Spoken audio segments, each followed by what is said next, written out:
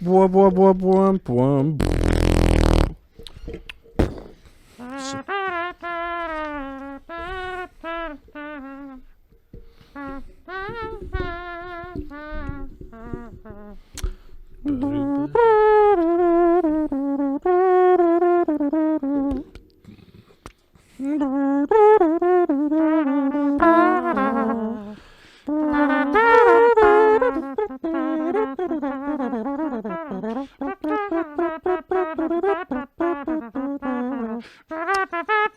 See, I tried to join, but then you guys started doing different things. Well, and I'm not sure which way to go.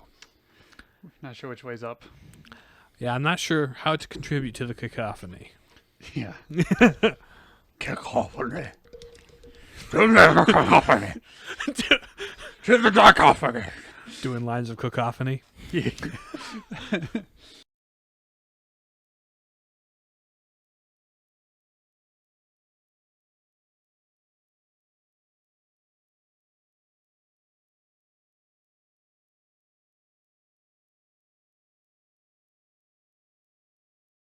Did you see the train lines meme? I have not. It's like, I don't remember what the context of it was, but it's Thomas the Tank Engine. He's like Doing rail lines. doing rail lines, and there's just like a line of white powder down the railroad tracks. He's just like going at a vertical, And he was going from the huffing track. and puffing all the way He down was the huffing track. and puffing all the way down. Thomas was very excited. It was time to go. Thomas had seen everything.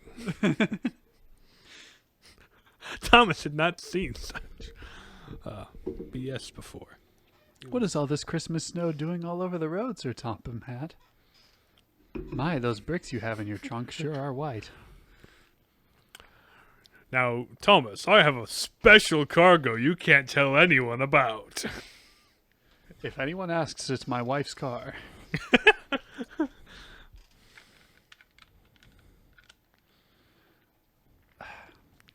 Headphones.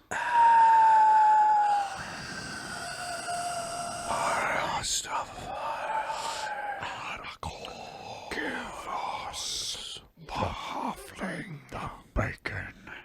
What? We haven't had bacon since the second day. Give us the bacon and we shall let you go free. It's a great video. It's so funny. Tomatoes, sausages, nice crispy bacon. We saved some for you, Mr. Frodo. Put it out! Picked the wrong time to fix my headphone cable. Oh? Right as Riley yelled.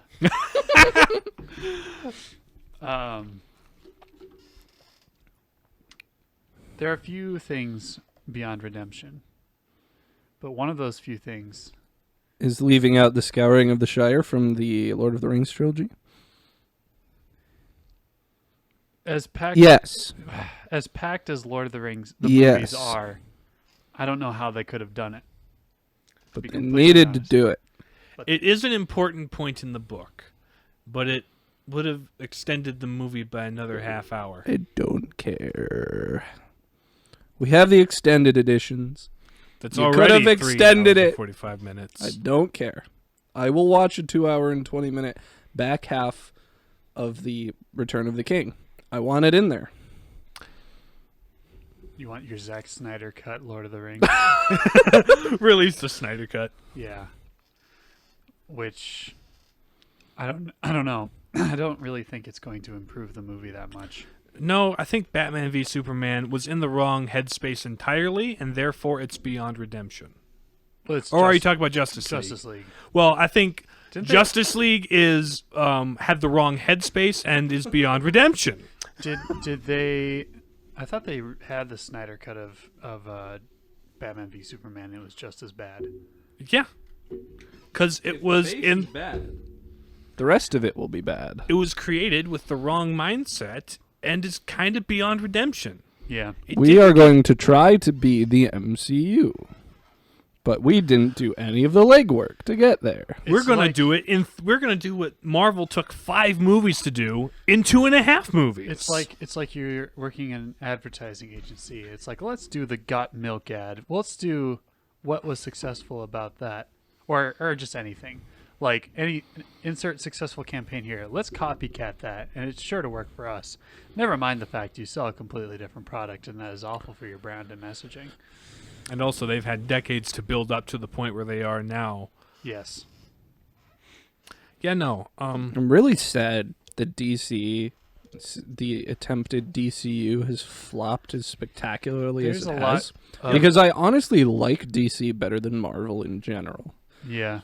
I find the characters more compelling Particularly Batman and Superman. cool. I don't really care for people beyond Batman and Superman. But that they could much. make you care for them the way you didn't care about Guardians before they made the movie. But now, I mean, they could make you really care about Aquaman. They did a decent job with Wonder Woman. Mm-hmm. We That still one's haven't alright. indulged faith on watching we doing need an to watch episode on that. Aquaman for Oh, her. But But I think We they need could to do do a that. whole. we need to do that soon. They could do a whole lot with Green Lantern and with. Well, they've all already those- tried to do a little bit Flash. with Green Lantern, but that was just a decidedly meh superhero movie. Ryan Reynolds went back in time and shot himself in Deadpool 2, apparently, as he was reading the script. Uh-huh. That was a bit they did. I think decidedly meh is the entirety of the DC attempts at creating a cinematic universe. Yeah. They've gone downhill since the They went downhill since they started at the top of the I hill. think your flashlight's on, Nathan. I was trying to turn the volume off. Why did I turn? Wrong button. There you go. Yeah. I was trying to mute it because I didn't want some text or call to show up on the recording. Not like I expect to call it this time of night. I was trying to help a priest friend of ours fix his phone earlier today via text. It wasn't going so well, and so I went to daily mass later on, and he's just like, "Hey, you got a few minutes after mass? Just help me with this thing." I was like, "Sure." So all I ended up doing was just rearranging his icons so it looked more like a home screen. He couldn't figure out how he messed it up, so I was like, "All right, well, I just sort of rearranged everything because I don't know either." He's got a HYYAA smartphone. That is an off-brand. It used to be the brand, it's like up there with Nokia in terms of and indestructibility. then they just went to good core. printers. They do. They've always done loads of stuff. I I had a HYYAA phone for a while. had like a not a dumb phone, but like a slider HYYAA phone for a while. They're good. They're good stuff. They just never got into the smartphone market, which Not I think until is recently. which is a shame. Yeah. Like he's got his Nokia smartphone, so it's like relatively recent. But I think it's like some Nokia Nokia? has smartphones. bootleg Android. I think they've always had smartphones. Okay, they're best known for their indestructible bricks. Mhm. Yes, that you can put a hammer frame around and actually use. Their To flip beat phones, I stuff think, with. were like the toughest ones. I want to say No, they weren't. they had those hingeless ones that were just a brick with a small screen. Oh yeah, Yeah, we that had was- one of those, but it was a Nokia. Yeah, that's what I'm talking about. Oh yeah, You keep getting your words mixed up. we're talking. Nokia and HYYAA. They're- Nokias are the ones that are indestructible. Yes. Okay. I don't know when we went to We've been Anyway. talking about both of them this entire conversation. and switching back and forth. I got kind of lost in that a little bit. I don't think Okay. we switched back and forth at all. I think I think we were primarily talking about Nokia, and you were the only one who wasn't on that page. I You introduced introduced it with, Kia And we Sarah. took it, and we ran another direction with it. Okay. and you weren't paying attention, and suddenly you're No, in I left was field trying waiting to- for what- someone to show up. And we're already at home. This is me trying to catch up. To your own conversation you prompted. But yeah, I don't know how real the video is, but there's a video where these guys shot one of those Nokia brick phones with a 9mm pistol, and it like barely dented the screen. And this was like from fairly close range. Probably just because it's so dense and thick. Practically indestructible. Thor's hammer Mjolnir was forged from a Nokia phone. The handle We need the handle. Or the phones were forged in the same place as the hammer. That too. Only the worthy may wield these phones. Whoever knows this number, if he be worthy. Have the power of all 4 bars. And the little stretch out antenna thing on the top. We had one where it had like a little keypad cover on it you'd flip down. It wasn't a real flip phone. It was just a keypad cover.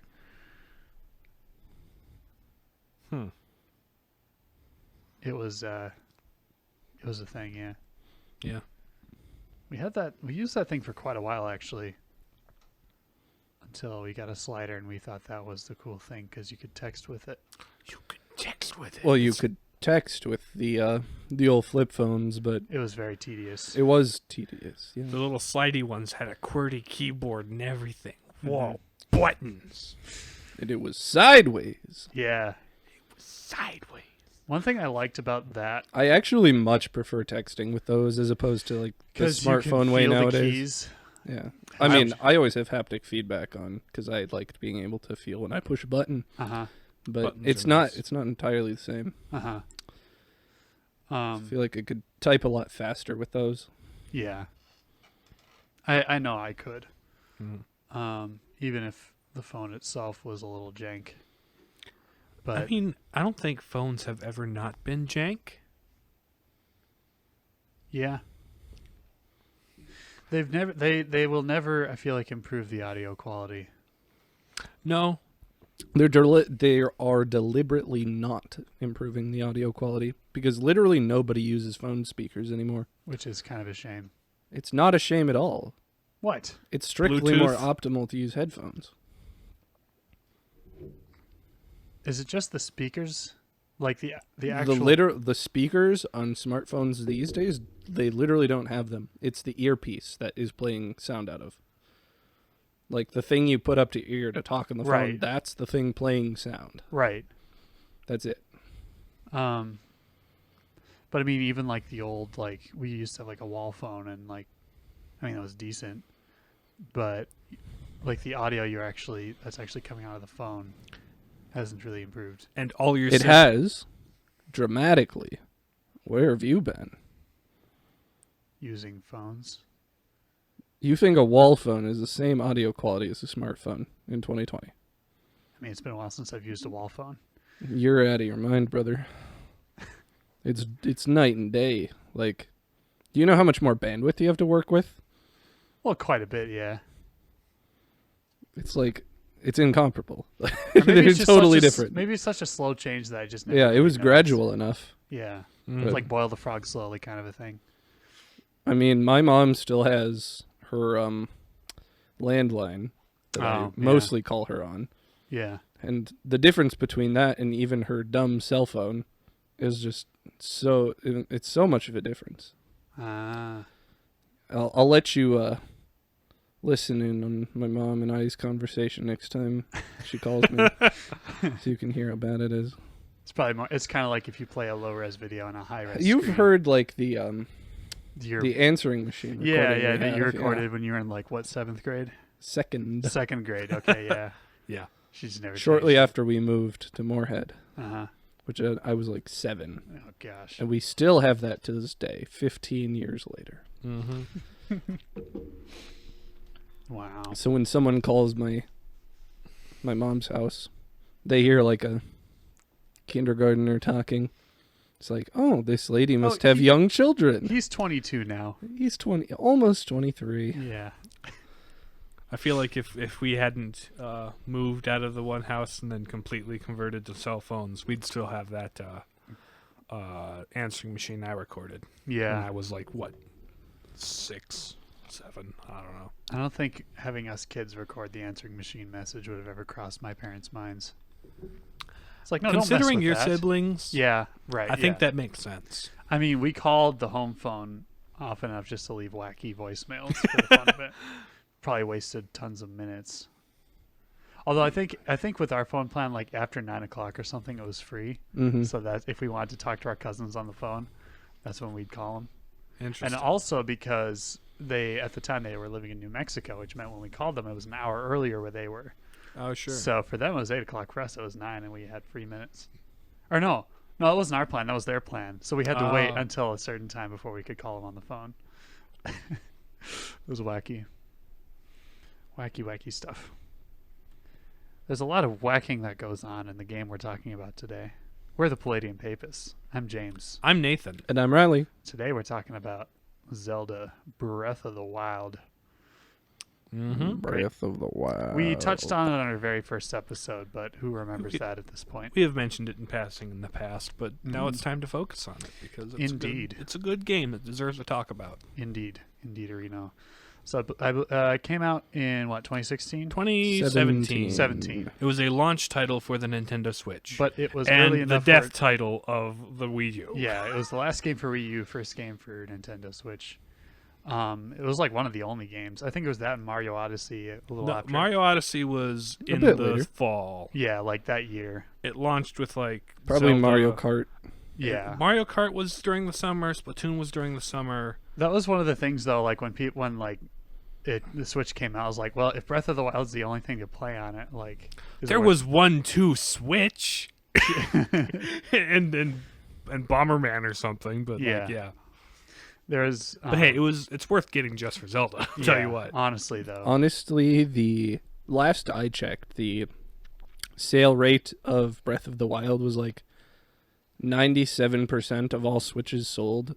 Mhm. There's a copy of Breath of the Wild for. Mm-hmm. Mhm. And Colton was our other roommate, was trying to, what he had heard was that there was over one copy of Breath of the Wild per Switch. Like more than one. That may have been On like it. So closer to launch, but Yeah. Some people have Like like bought multiple copies. pre-ordered the game and then Well, like I guess people want to have a separate copy as if that matters on the Switch, but yeah, maybe that didn't register. maybe they didn't know that at the time. Who knows? Yeah. It's still extremely high. Like Yeah. yeah. If you have a Switch, 9 times out of 10 you have Breath of the Wild. So I guess the game itself, so you start out, you wake up in this weird pool, like Link wakes up in this weird pool thing in a cave. who's Link? Link? Well, who is Link? Link doesn't know yet. He just woke up in this weird cave thing. Link Are you referring is to the general protagonist of the Zelda games. Right. Zelda is not The princess. the guy that you play Zelda as. is the princess.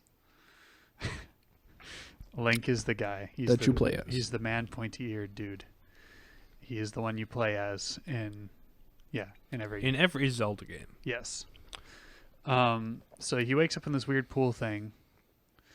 In his underwear. Yeah, Important plot point. Scandalous plot point. briefs. There's a Anyway, more scandalous It's not one that later, bad. Don't worry. no. With this, They're more like Compression shorts. compression shorts. yeah, yeah. He wakes up in that state in this weird cave thing with a lady talking to him telepathically, which is an interesting way to wake up.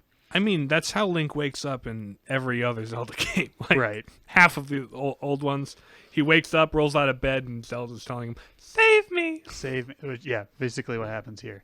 And so you make your way out of this cave. Wake me up. Save me.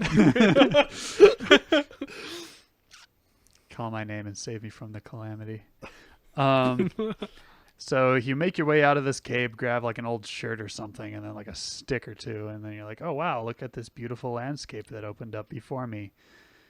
Work your way around this place called the Great Plateau. Find a few monsters, and this weird old man. You find this weird old man at the bottom of a hill, and he's like, hey, do these things for me, and then come meet me at the top of this church, and I'll tell you all about it. It's old ruined. Everything's ruined. There's like, it's kind of a deserted land. Something went down here. And so the weird old man, turns out he's the ghost of the former king of Hyrule, which is the kingdom in which, you are at the time. And he's like, yeah, so Ganon, the perpetual bad guy who keeps showing up time after time after time, destroyed the kingdom of Hyrule. And Zelda has been trapped in there fighting this dude for 100 years. Because magic, Triforce powers and such, she never ages for some reason.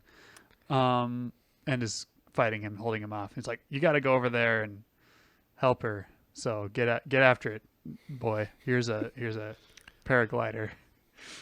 Yep, go for it, dude."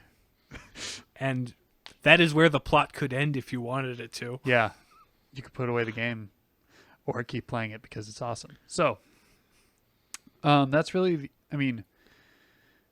that's the extent of the The introduction. plot that you're required to do.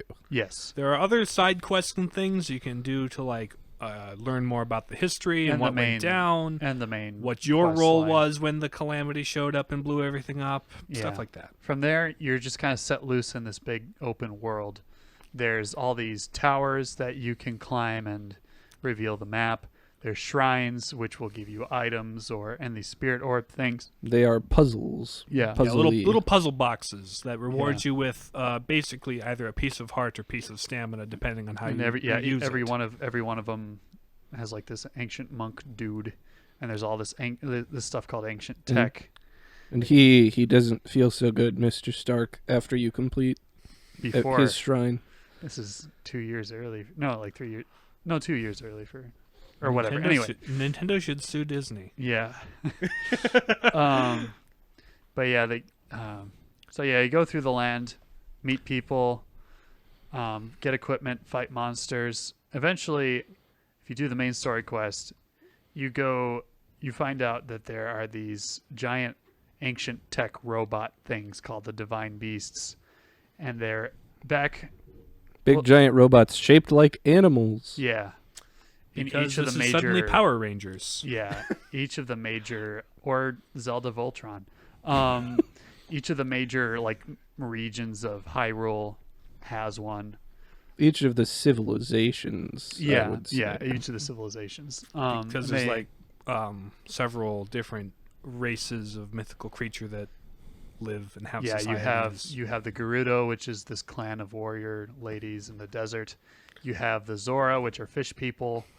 And they're Gorons, which are rock People. eating. Yeah, Obese rock people. obese rock people. And then you've got the Rito, who are bird people. And then you have the Hylians. Hylians, which- Hylians, who are elf. basically humans with pointy ears. Yeah, of which Link is a member of that race. Through your adventures and wanderings, you might end up in Kakariko Village, where you meet this old lady named Impa, who's like, "Oh yeah, you're Link. You must have amnesia." So you guys fought Ganon and lost last time, and you had to be put in that thing called the Shrine of Resurrection. So that's probably why you lost all your memories. Here's all the places you can go to find your memories, and you can go to these different locations and then find a spot where it jogs your memory and you remember a little bit of your past and your relationship with Princess Zelda and all that stuff. A lot of side quests and different things you can do. It's an open world game, so Yeah. that's expected, necessary. So eventually you make your way to each of the Divine Beasts if you choose to play that way. It's very open-ended. You're not required to do anything to beat the final game. You could get off the plateau and run straight to Ganon and whoop him if you wanted to. If you and really were wanted actually good at the game. Yeah. But if you choose to, you go to each of the Divine Beasts, and then you find out that each one had been piloted by 4 champions, one from each race. Each one had been piloted by 1 champion apiece. 4 Yes. in total. Yes. Yes. Each that's what I one was meant. piloted by 4 champions. Yeah, no. Correct, yes. One for each. And they had been killed by these manifestations of Calamity Ganon, the big bad, who killed them, and now their ghost is trapped in this Divine Beast thing, and you have to fight, release Ganon's influence of these Divine Beasts and set their spirits free, and so they can once more pilot their Divine Beasts or whatever. And they can give you their respective magical power that they're Yeah. really, really good at. Which are essentially, power-ups. And then there's the runes, too, I guess. You get this thing early on called the Sheikah Slate, in which there are these ancient... It's like this... the Sheikah were like this ancient tribe that lived in Hyrule. They were super advanced. Back 10,000 years ago, they worked with the Kingdom of Hyrule and the hero and the princess way back in the day to defeat Ganon with the Divine Beast and all these guardian robot creature things to lock him away and seal him away. But then along the line, they split with this clan called the HYYAA, and these guys were obsessed with Ganon and decided to let's set him free again. And through magical witchcraft, dark power things are the bad guy versions, because they have the upside down teardrop eye thing as their symbol, as opposed to anyway. I digress. But so, and 100 years ago, the HYYAA awoke Calamity Ganon, and he got out and just frickin' wrecked everything. And Zelda took over all of the robots that the Sheikah had made. But then Ganon Psyche figured out their trick this time and turned the robots against everybody, and everything just went to hell in a handbasket from there. And Zelda's problem, so the hero and the princess reincarnate through the generations, right? Yeah, there's this whole thing that started in Skyward Sword where like some ancient demon cursed the original hero and princess to be like, we are bound together, so I have to reincarnate, and you guys have to keep killing me because I hate you so bad. It's this whole thing, but it's only vaguely connected to this plot in the fact that there's just Zelda, Link, and Ganon. It's kind of just explaining why you play Link every time. The point is, the bloodline of the royal family has like goddess blood in it or something, and Zelda is basically the reincarnation of an ancient goddess. And so she has magical goddess powers they use to seal away Ganon every so often. In this game, she's like, what, roughly 16, and she's having difficulty like awakening those powers. Like she can't seem to summon it forth. Mm-hmm. And until like the last minute when Ganon's basically destroyed everything. So she uses it to keep him at bay until Link can recover. With this, and find the sword that seals the darkness. The Master Sword. Da da da da. Which you don't even need to get. But You it's don't need to, really but freaking it's handy. Really, It's really very cool. handy. Super effective against Ganon. Yeah. And all his works. And all his empty show. So yeah, there's, I guess that covers the main significant like storylines of the. After you go and beat all the divine beasts. Yeah. And they're like, you're ready now. And the champions can pilot them now, and so they kind of. They have their divine beast go and shoot a big beam at Hyrule Castle to weaken Ganon. Yep. And yeah. Then Link does a thing where he fights Ganon. Then he rides on a horse and shoots light arrows because it's the end of a Zelda game. He has to shoot light arrows at Ganon. It's a thing. And he saves Zelda happily ever after. Yep. And that is Or the general except plot not, of the game. because you don't get to. There is no post game. Yeah. Once you defeat Ganon, it is done. Yeah. You can If go you go back back into to- the world, but then it like jumps back to before you beat Ganon. Mm-hmm. So it's kind of weird like that. That's typical of Zelda games. Yeah. Although I've played other open world games where once you beat the story, and then there's just kind of enemies you mop up afterwards, and that gets a little boring. Yes, that's what happens in other open world games, but this is Zelda, and Nintendo is a little bit behind on some things. Yeah. I guess we kind of touched on some of the mechanics. You have the shrines, which are like these sort of basically like puzzle dungeons that you use to upgrade your hearts and stamina wheel. And there's some fun ones. There's like occasionally you'll run into like some motion control gimmick one where you have to I roll really a ball. like those. Those are fun. They're kind of neat. A pain with the Wii U remote, though. Yeah, with the Switch, it was not too bad. Yeah. And I then can there's see like that. a lot that are just you fight a robot and then you win. I like sometimes with the motion controls when you could just kind of cheat the system. Like that one where you're supposed to get the ball through the maze. I was like, Just screw flip it. Just It's flip kind it of- upside down. It's kind of the great thing about the Breath of the Wild mechanics is you've Yeah. got this universal set of tools that you can use for everything, Yeah. and there may be an intended solution to a puzzle, Yeah. but you can kind of just solve them in whatever way you want to, as long as it works. Although some things you need to be at a certain time in a certain place and do a certain thing to open up a puzzle, but Right. But for the most part, if The toolkit gives you a lot of freedom in Yeah. figuring out ways to solve the puzzles. so you can and get you can feel like a weapons. creative evil genius by combining things you wouldn't think of combining. It's yeah. great. So the runes, they each have different abilities from Yashika's Slate. There's like Magnesis where you can the pick up rune. the runes, not ruins. Yeah, runes. No, not ruin. Runes. You say I runes. hear you saying the word ruin. Okay, runes. That's what I mean to say. Runs. Oh my gosh. You use the runs to solve puzzles. I am so sorry. Runes. Anyway, you use them things. They have different abilities. So you have magnesis, which you can pick up metal objects with. There's cryonis, which creates blocks of ice that you can create over water as platforms, and make your way across. And there is stasis, which freezes things in place for a limited time, and you can whack to build them up with kinetic energy, Black Panther style, and then it'll explode. So you can say, cut down a tree, hit it with stasis, whack it a bunch, stand on the tree, and then just go flying. There's also bomb and square bomb. Yes, which are quite lovely. You can upgrade each of these abilities once, I believe. Not all of them. Not all of them. Stasis and the bombs. Yeah, stasis. Well, no, stasis you can have it work on. Yeah. Yes. Stasis and the bombs are the ones you can upgrade. Oh. Cryonis and magnesis do not. Right. That's Anyway. what I was saying. I was agreeing with you. Okay. Stop agreeing with me. No. So yeah, you can upgrade the abilities, and it's kind of nice. And then other mechanics in the game, you can find different items around the world.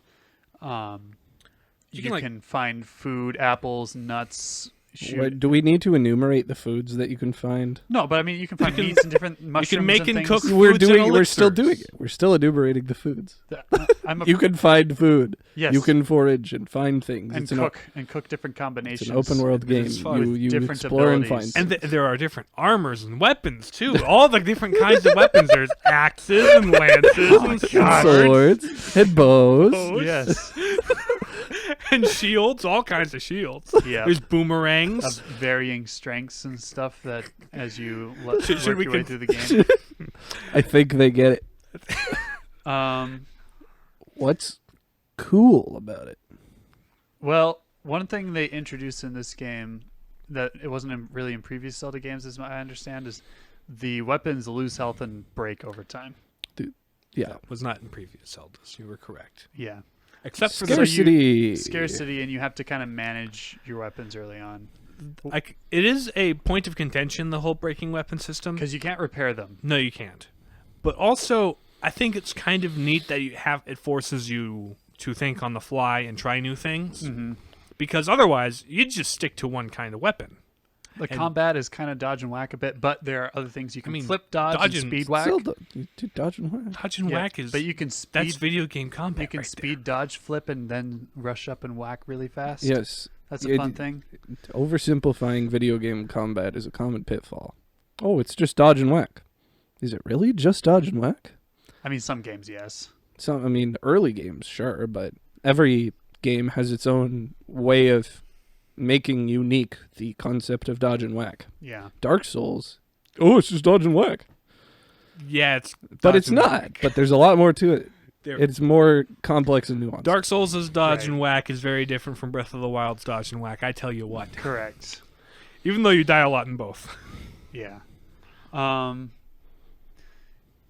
Yeah, and there's the different enemies you can fight. There's like kind of the generic run of the mill enemies that you Just know. a bunch of goblins We and don't need to lizards and enumerate stuff. the enemies. But there's other like mini bosses you can fight, like We giants. don't need and to enumerate those either.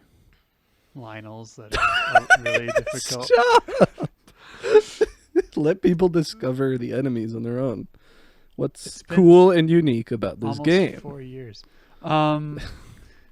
Let's see other things. It's not about spoiler. It's about we have more, cooler things to discuss than what enemies there are. Want to tell them all about the bats and the jelly? These are long story short. It's the world is full of all sorts of things to find and do. Yes. cool thing Which is- leads us to our point navigation. that this game is like it There's sort no- of embodies the concept of leisure and contemplation that I think games really ought to strive for, Yeah, because it's very not directed. yeah. It allows you... It is its own end. You can explore it. You can anything on the map you can go to and do. Like you can climb stuff, which wasn't a thing before, to my understanding. could climb ladders in earlier Zelda games. Yeah, but you can climb You just can climb about anything. Anything that is over 60 degrees in angle. Yeah, you can climb and explore all sorts of stuff. So there's like It's not limited in its construction in terms of where you can move. It gives you the tool set to move where you want to move and to do what you want to do. In what order you want to do them in. yeah, you have your paraglider thing, which lets you jump off a cliff and like fly for a while, basically like a wingsuit.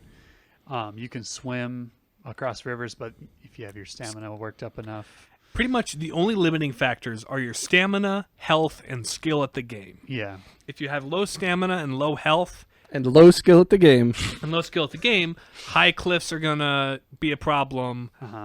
Tough enemies are going to be a problem. if you're So out of food, they do a good job passively guiding you yeah, by putting a tough enemy here or a very steep cliff here. or it's But- very cold here and you'll freeze to death, or it's very hot and you'll burn to death if you're not. If you don't have the right assets and the right clothing and such. So it's like, Thanks for completing that word. you're welcome. So the point, but with enough determination and creativity and being good at the game, you can break through any of those soft barriers. It's just Yeah, they're there to guide early players toward Kakariko and on the main quest and yeah, stuff. and there's and then some of the story and like history of the world you kind of discover as you explore. There's a lot of ruined vestiges of the old Hyrule Kingdom to find. What? Ruined. I was That time about doing it on no, purpose. I understand you said that, but I was about to say ruined. You guys are merciless. Just to mess with you. Just to mess with you. Carry on. Carry on. There's these destroyed old buildings and castles and towns and stuff from Hyrule's and years gone by. You kind of see it like what a century's worth of the reign of Calamity Ganon has done to your former home. And yet there's still a lot of people to meet and things to do, and it's still kind of lived in. There's different villages and people you can talk to. That's interesting. People just kind of carry on with their day-to-day life with a giant smoke pig billowing around the castle. Yeah. Because there isn't really anything they can do about the giant smoke pig, so they live the way they can. Yep. As far as from it as possible. And the random roving guardian robot things that will torch you if you're not careful. Those things are nasty. Well, they'll torture you even if you are careful. Yeah. Unless you have... Unless you know what to do about it. Yeah. You know the exploits. Unless you're good at the game. Yeah. The champion's abilities, They just open things up way more. They open things up. They make exploring a little easier. There's Well, one... some of them do. Yeah. Some of them are just pure combat usefulness. Yeah, there's one, Even Daruk's those- protection, which is like Which, basically... in their own way, sort of open things up. Yeah. Yeah. There's Daruk's protection, which is basically like a halo shield. to enumerate them. Gosh. Well, there... Let people discover things. Ah! Well, this is something that they can find out on their own. Let's analyze the game because it's cool and talk about things that we think make it cool. These are the things that make it cool in my brain. All the cool stuff you can do. Well, that's the broad overarching point that I'm trying to lead us toward. Is Okay. that this It's game is a contemplative game, Yes. and that is unique, I think, even among Ambient open world music. games. Cool. Is it's like sunrises and sunsets and just beautiful it's- landscapes you can see. it's just It's like- pure. It's just a beautiful game in which you are not highly directed. yeah. You are have one direct instruction, and that's save the princess. It's Other a lot than of that, Destroy Ganon. yeah. That's the one quest that hangs over your head the whole time. and everything else you do in that game is kind of geared toward that. No matter what you're doing, You can you're kinda building yourself up to fight Ganon. You can kind of set a goal like, okay, I'm going to go over there and I'm going to unlock that shrine. Oh, what's this thing? Yeah. Okay, I'm going to It go is a look ve- at that thing. Oh, that's cool. What can I do? Oh, look at there's that thing over there. Hey, There's- look, Korok. Yeah, look at that thing. There's just so much like stuff. It's hard to like keep focused sometimes. But you don't need to keep focus, and that's the point. If you aren't focused about it, who cares? It is there for its own enjoyment. It is Yeah. there as its own end. Yeah. And that's kind of why I always say that it's a contemplative game. And some of my friends that don't know games roast me when I say that. It's like, oh yes, I'm sure St. John of the Cross was, playing Breath of the Wild. But I'm like, They Well, didn't have he might have. TVs when John of the Cross was around. He might have. You Maybe. don't know. Yeah, who are you to judge? Lol. There's this guy that's going to be beatified who was like a programmer. And Well, he played video games. I take issue with that, but that's a topic for another time. He did program, but like that is not the thing. Aspiring. That's not even the cool thing about him. He did Right. so much other cool stuff than that. Yeah. Even though I'm a programmer and think that's cool, like reducing someone to this kid's a programmer and that's why he's going to be a saint. I'm like, wait, how does that follow? Well, it's I understand why people do it because it's like referential. It's like saying Saint Anthony talked to fish. Obviously, he did a lot more besides. yeah, that saint that talked to fish, the fish talking saint. Yeah. That guy's going to be made a saint. Did you hear? Yeah, well, he was made a saint He like sure did a lot of other a stuff. year after he had died, but I think it was one of the fastest canonizations ever. But at any rate, Fastest canonization in the West. yeah. Anyway, But yeah. And so like, there's a book called "Leisure: The Basis of Culture" by Joseph Pieper. which I'm sure we talked about before. We've name dropped it before, but like yeah. in that book, he talks about the end of leisure is contemplation. So, like, when you're doing something for enjoyment in a right Christian sense, you're doing it like as a recreational activity, but also with the understanding that Why it is ultimately good. this recreational activity is about finding God in Yeah. something. Yeah. And so it shouldn't stop with you doing a game or reading a book or whatever it is that you do for recreation. Yeah. The end of all of these things, as the end of all things are, is God. Yeah. And so like when a game causes you to put down the controller and just think about it for a bit, that's something that's really special. Mm-hmm. And that's something that Breath of the Wild has made me do on multiple occasions. Yeah. It takes you, It's like let's Totally just look at the out. sunrise for a little bit here. yeah, you just This sit is there nice. and watch it. Listen And to you're this not- soft piano music. You're not accomplishing a goal. You're not like min-maxing your stats. You're just being. And that's something that's really unique among games that I've ever played, that just Yeah. encourages you to just be. Yeah. It's not, you're here to fulfill a goal.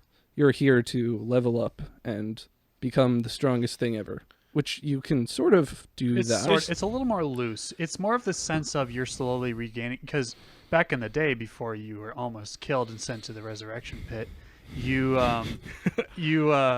were this kind of great warrior hero guy, who's super skilled, and then you sort of over time the leveling up is you just sort of regaining that ability and getting good at the game, but also your character is also like relearning like the ways of the warrior, and that's kind of what the shrines are meant for, Yeah. is to like train you back up to be able to take up the mantle of the hero once more. And the leveling up is really not even leveling up, barely. It's It's just acquiring better It's- gear. Yeah. Pretty much. There is no actual leveling system. aside from doing More the hearts. shrines and getting hearts and stamina, Yeah. which are the most basic things you Right. could possibly upgrade. Yeah. There's no like, I have to upgrade my intelligence so I can wield this thing, or I have to upgrade my strength so I can do that.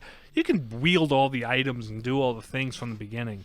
Yeah. And So there's like, there's no real stats to have to worry about that are really. you don't have to in-depth. grind to do Don't have to anything. grind to do anything. well, some things you do, but if you want to, can. You if you can want to. grind to get items. you're not and things. required to, per se. One thing that is kind of admirable. Link has some admirable character traits to him. He's, he's kind of a man of few words, but Most of his character comes out in the flashback sequences and like Yeah. the Zelda's diary you can find in the castle. yeah, Otherwise, he is purely a blank slate, slate, ruin. whose shoes you can slip into and just kind of explore the world and Yeah. be in the world. Yeah, He is an avatar Mm-hmm. more than anything. Wasn't he like completely silent up until Breath of the Wild? Like well, I mean, you can. he talk to didn't even people. have like text dialogue like he does in Breath of the Wild. No, He- there's other games you can talk to people. See, there are Well, like you get their responses. there's like dialogue prompts, right? There's like yes and no. There's Question. and he doesn't even properly talk in Breath of the Wild. There's No. sure dialogue prompts, Well, but that's a lot of people don't properly talk in Breath of the Wild. It's just a lot of text boxes. Oh yeah. But no, so I mean he doesn't talk any more or less than he did in Wind Waker or Link to the Past. Yeah. Or any 3D Zelda game for that matter. Yeah. So Link is There's plenty of consistent. Yes, plenty of yelling. But no proper dialogue from Link, which yeah. is in keeping with the rest of the series. It's like Yep. one of the few things they didn't overhaul, which good on you. Last time Link talked was the Zelda TV show from the 80s, and that was... We all know how well that went. Well, excuse me, it's princess. It's obviously one of the most like well-known and beloved movies of all time, which of course you've seen it at this point and know every line, every syllable, every detail of that at this point because of how ubiquitous. Okay, the sarcasm's gone. Didn't work. But yeah, I guess should we talk about Zelda? We should talk about Zelda. Because, interestingly, the story itself is more about Zelda than any other Zelda game. How she done messed up. That was when she knew. She messed up.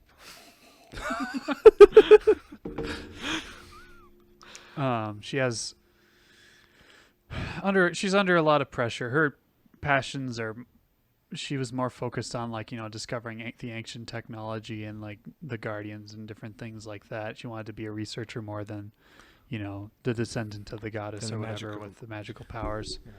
So there's sort of this internal struggle and then struggle and outward and pressure. an external struggle with her dad, who wants her to be the magical girl. Because the country depends on it. King Rome.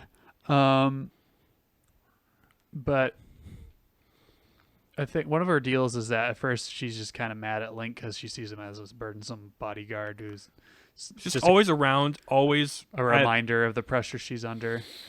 Because look at him, he can wield the Master Sword with no issues whatsoever, and she's still got to figure out her shtick. But over time, she sort of develops a relationship with Link, and she realizes that they have a lot in common. Like he doesn't talk, but he kind of feels the pressure to perform as the hero, and that's why he doesn't talk, as revealed in the Zelda diary in the castle. Mm-hmm. It's actually really kind of a cool reveal. Yeah.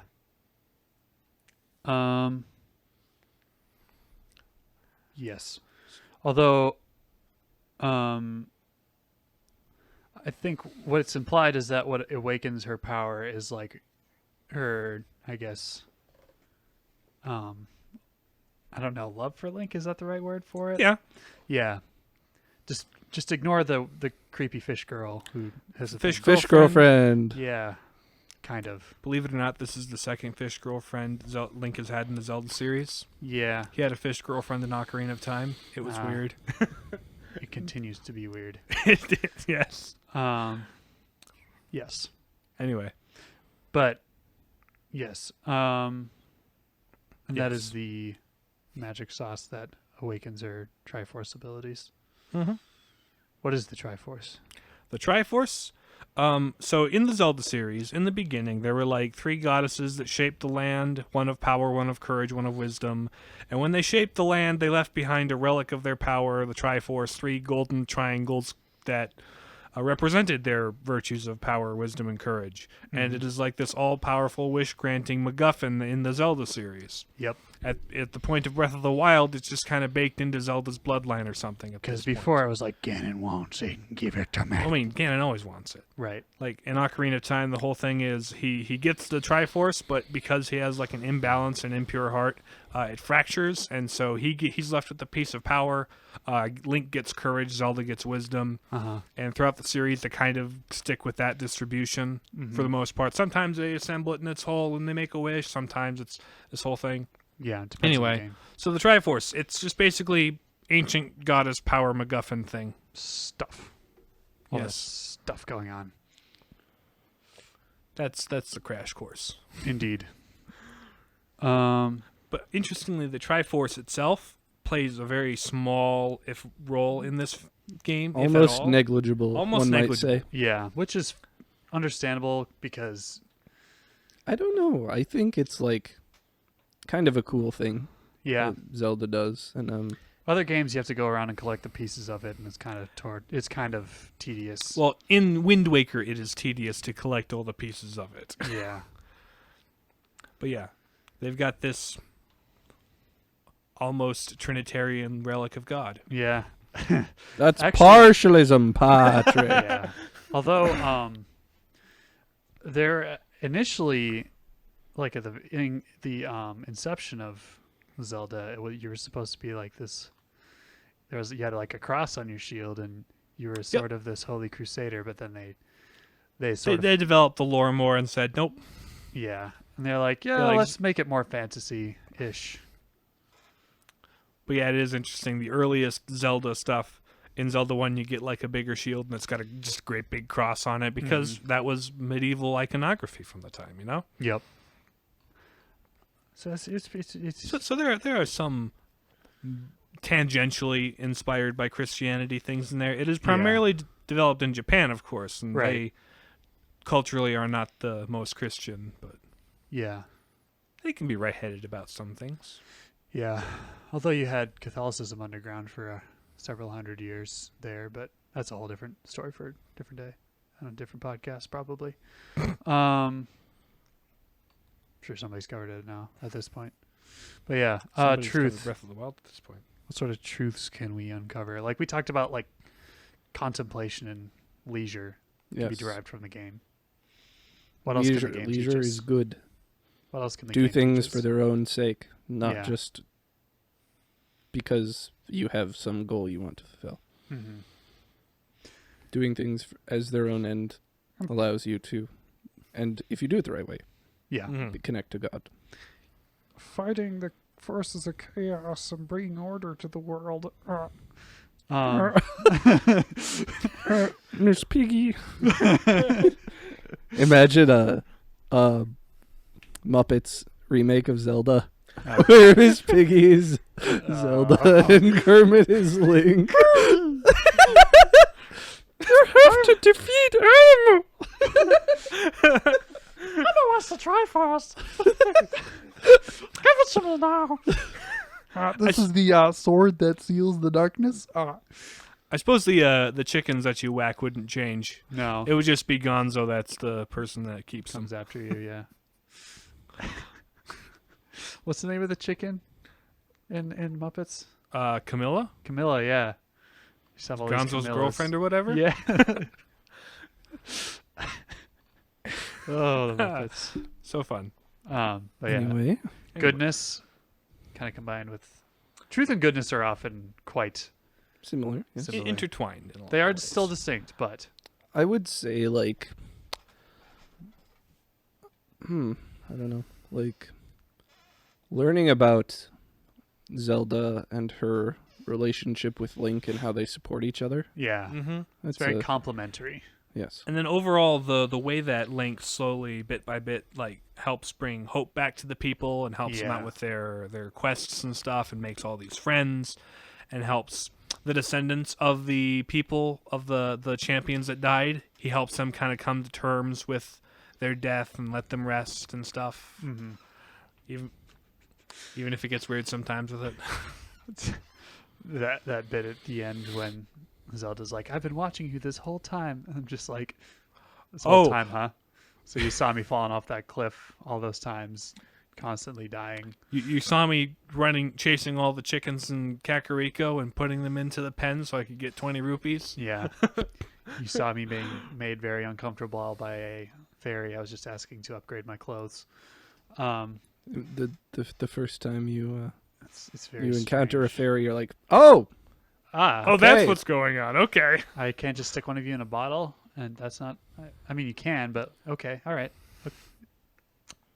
Anyway, Great fairies are always awkward. I was like super spooked the first time I came upon a great fairy. I'm like, what the heck is this? you're asking me to throw money in this pool. This giant flower with a you- demonic sounding voice on the inside and purple weird. Yeah, it's This is totally a trap, yeah. but I'm gonna do it. just out of curiosity. Oh, it's this water. Oh gosh. You think that's bad? You should see the Great Fairies from Ocarina of Time. Oh goodness. Nightmare Fuel.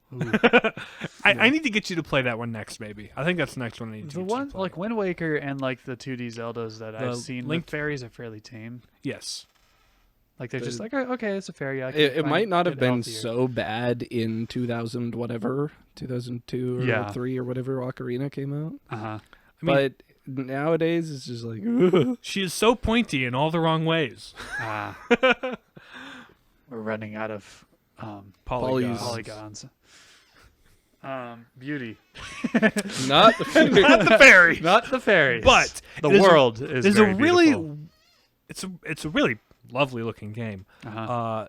It's not like graphically intense. It's not super realistic because It's let's face kind it, of it's a got Nintendo. a It's bit of hand-drawnness art to style to it. It It's is. kind of like It's got this cell shaded art style where it's kind of. It's very solid colors with like It's simple sort of shadows. more muted than Wind Waker was. It's like a fusion between Wind Waker and Skyward Sword. Sword's art styles. Yeah, and it works very well. It does. It does enough. It's very cohesive. And when you look out at the landscape, there's like these really vibrant colors. The greens Yeah. are very green. The blues are very blue. I think it's sort of an art style that maxes out the within the limitations of like the open world, because with the way games work like that, you can't have everything loaded in at once and stuff. But like, it's at that right level of detail and style that it like doesn't bog the game down, but it also still looks great from a distance. It's like a fairy tale illustration. Yeah, that it's is got kind that of vibe what to it goes for, and it really kind of succeeds. Uh-huh. It's very, very delightful. Zelda games are known for their music. There's not a whole lot of music going on in this one, but Not it's a whole very lot. It doesn't ambient. have a soundtrack. It has a soundscape. Yes, yeah. Where the music depends on where you are and what you're doing. Right. There's a couple standout tracks. One of my favorite characters is Cass, the Rito squeeze box player. Yeah. Because you hear his music, his theme like, where's in that the boy? wild. He's like, ooh, where is he? He's got some kind of challenge for me or Yeah. shrine to find. Where that boy? Where that boy? I can hear that accordion. And he's one of the coolest. Yeah.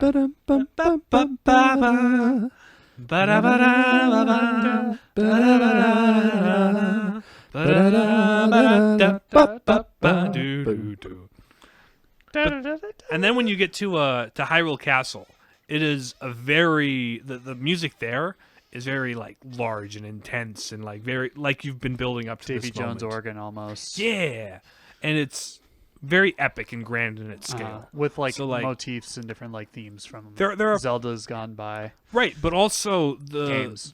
the melody itself is very like the original melody they made for this is equally. I'm more somber and like mysterious and menacing. right. So the new composition is solid on its own, and the fact that it incorporates these older remixes that inject context and stuff. to Another it. thing about Ganon too is that he's got almost this Sauron, like he's less of a like embodied evil in that he's just like this presence that you feel all around the map, whether it's through like the evil minions or like different places in the Divine Beasts that are just like filled with this weird filth corruption crap. But like, and then the Blood Moon that regenerates all of like the enemies in the game after every so often. Like you're just constantly reminded of like this evil that's befallen the land that you have to combat. And that's kind of interesting, and like it's very concentrated and like palpable when you get into Hyrule Castle. Right. So I think So- that's very well done. So yeah, it's overall beautiful game. Yeah. Unity. I guess. Yeah, it's a very coherent, cohesive game altogether. It's very much. It has a goal, and Uh-huh. everything in the game lends itself to that goal. Its goal is to give you as much freedom as you can, really. to give you a giant playground to explore and Make just of it do what you things in. will.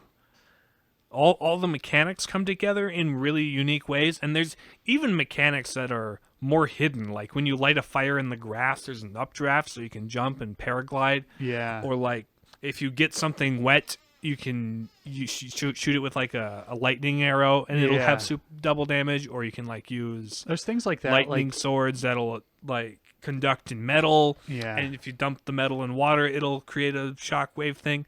There's like a whole bunch of mechanics that all come together in really cohesive like ways. you could play the whole game and never figure out or find them and then use them to the best of your ability. But there's this synergy. yeah. There's this, and you can really creatively make whatever situation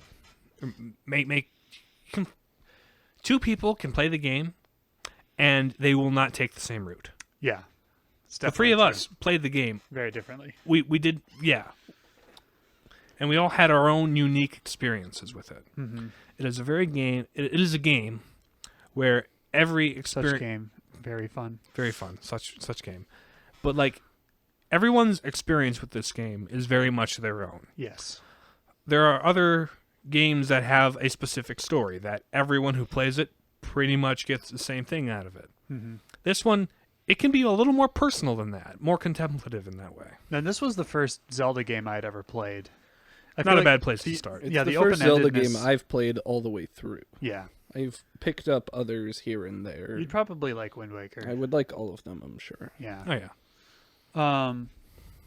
But like for me starting out, like it sort of gently like guides you through in some ways, but like you can very much learn the game by experience over time. Mm-hmm. And that I really like. Yeah, it doesn't require 2 hours of tutorial Skyward Sword. It might take you 16 hours of actually playing the game to figure things out. It's a huge Right. time sink. But you know the basic controls, and you can stumble around the game Great Plateau. Is engrossing in It like is. all the best ways.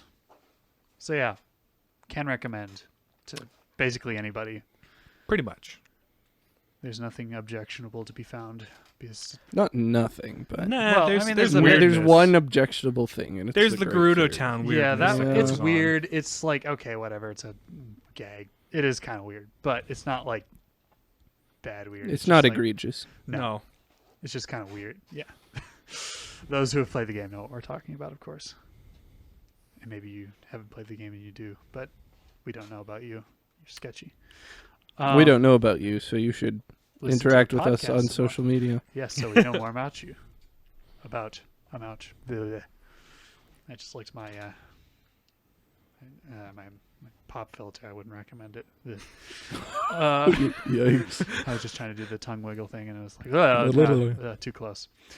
On that note, don't tongue wiggle your pop filter, people. Follow us on social media instead.